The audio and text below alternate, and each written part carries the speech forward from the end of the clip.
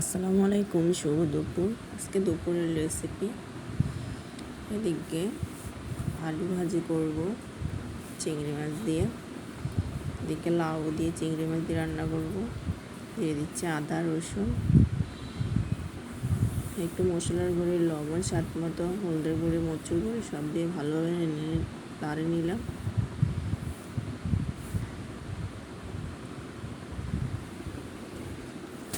কে কে আমার মতন আলু দিয়ে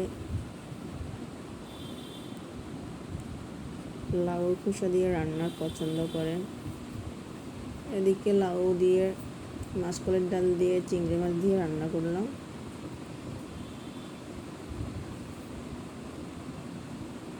দেখেন আলু দিয়ে চিংড়ি মাছ দিয়ে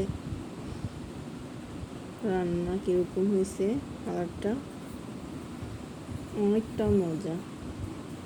লাউ খোসা দিয়ে রান্না করা। এদিকে লাউটাও হয়ে গেছে, ধনিয়া পাতাটা দিয়ে দিলাম। দেখেন কীরকম কালার আসলো।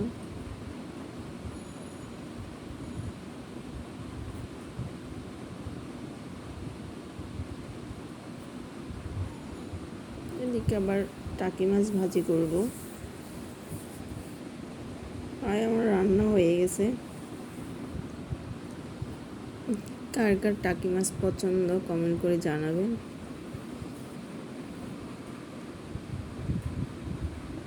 দিয়ে দিলাম ধনিয়া পাতাটা। দেখেন হয়ে গেছে আমার রান্নাটা। এরকম আপনারাও বাসায় ট্রাই করবেন। কী জন্য খামাকা লাউর খোসাটা ফালা দিবেন, খেয়ে ফেলবেন। খাইলেও একটা কাজে আসবে, আমার একটা ভিটামিন। এদিকে আবার শাক ভাজি করব। হয়ে গেছে আমার রান্নাটা। ওকে, আল্লাহ হাফেজ।